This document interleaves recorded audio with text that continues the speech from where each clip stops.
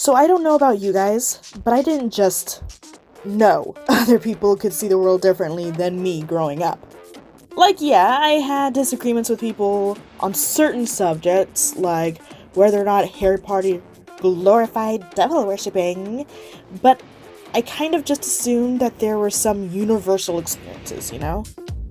Like, even if someone said they didn't like to read, they didn't really dislike reading. That would be crazy. That was just a thing people said so they didn't seem nerdy. Or when people talked about wanting to date other people. That just meant they wanted to be the most specialist snowflake in their eyes. They wanted to just be the center of that person's attention.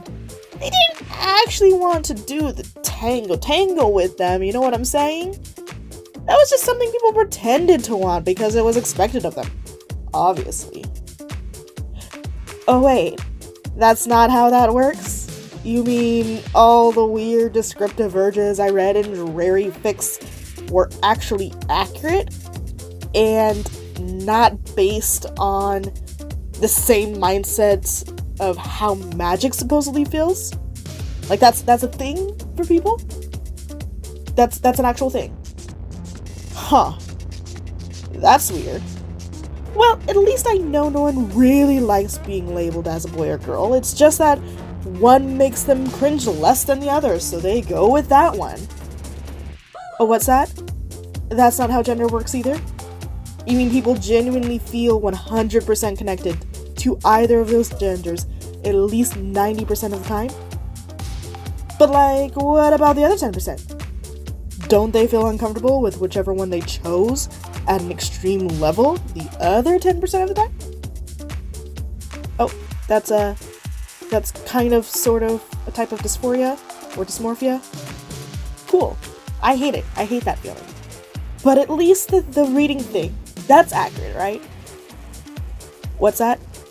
There are actually people who despise reading because of psychological trauma from the public school system, or because they were never given the opportunity to really learn. That's really sad, actually. Like, why? Who hurt them? They should burn. But in all seriousness, when I learned that no, asexuality was not the default, it kind of made me realize how often people just kind of assume certain experiences that they have as just universal. That was pretty comforting thought, honestly, because initially I was like, wow, I'm a stuck-up bitch. Like, I knew I was a selfish person, but this takes the cake. But as time went on, I realized that no, most people are like that.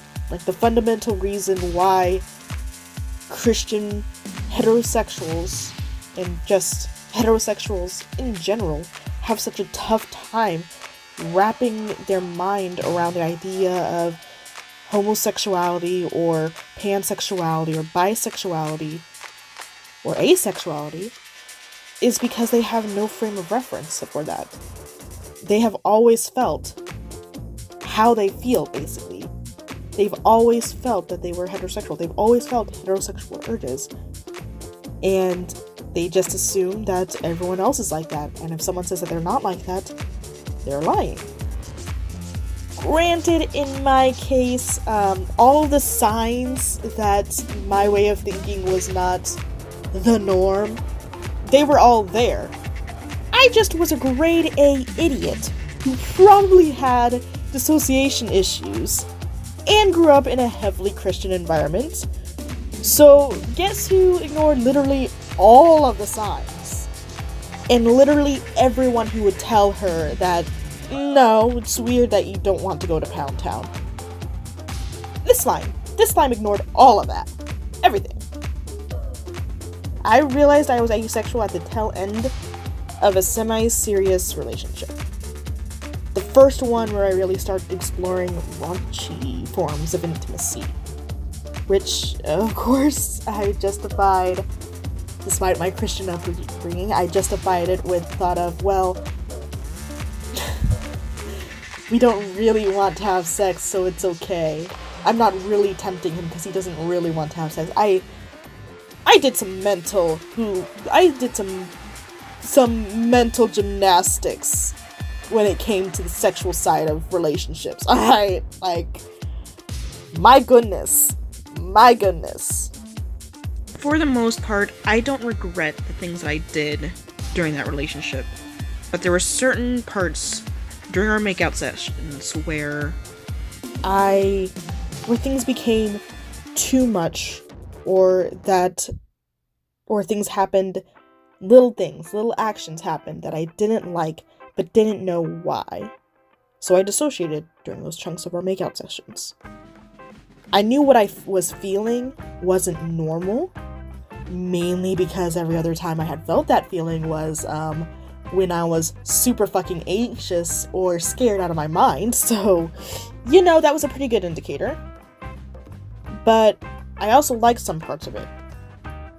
So it had to be just because I wasn't used to it, right? Once I was used to it, then I wouldn't feel so nauseous when my boyfriend talked about having sex someday, right? Right? Realizing the source of my discomfort was both extremely relieving and freeing. Gone was the guilt of being uncomfortable with my former body's loving actions, and instead it was replaced with understanding. And the best part was, now I had a way to explain to others why I didn't like it when they insinuated I would have to do the nasty someday. Huzzah! It was great! I came out and the first half dozen or so people were so accepting of it. I'll admit that first year I was over the top. I was as flamboyant as any ace can be. I made ace jokes. A lot. I corrected people's assumptions about my romantic life in probably the most pretentious ways possible now that I think about it. Yeah, I did that a lot. But after that initial success, I found that others were, at best, unaccepting of it. Others were downright hateful about it. I heard everything from, I can change that, to, gay people talk about themselves less than you do. Why bring it up if there's nothing there? It made me disheartened. It hurt. It made me feel a little bit alone. And then I made a very toxic friend. This person told me they understood that they accepted it. They asked questions like they were interested, but they also outed me without my permission every time they introduced me to someone new. When they were around others, they treated me like I was a freak show. And because I always make excuses for my friends, I let it go. I told myself I had no right to complain when I had decided not to be in the closet. And it was also around this time that I began to realize that I didn't totally feel like a girl or a boy. With everything going on with toxic Tasha, though, I was afraid that I was making a mountain out of a molehill. Surely I was just being overdramatic. It took a solid 4 years to both come to the conclusion that I am non-binary and figured out what that meant for me.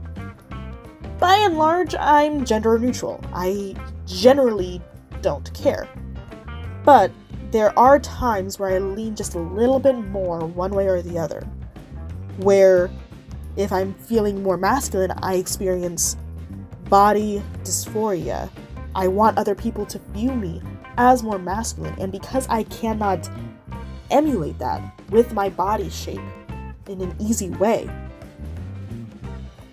it causes mental issues and mental distress for me. Other times I want to be viewed so femininely that I need to get makeup, I need to wear dresses and things like that. A lot of it is just about how others perceive me. That's usually what goes into whether I lean more towards feeling masculine or more towards feeling feminine. It's about how others perceive me. But overall, I'm neutral when it comes to how I view my own gender personally.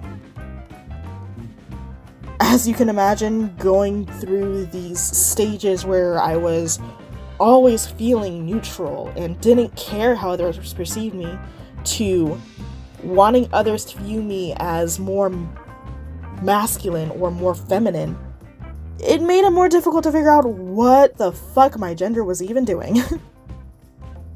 Again, overall, because for my personal internalized view of myself, I generally feel my gender is neutral. Because of that, I identify as gender neutral fluid. But coming out has been a much slower process than my asexuality.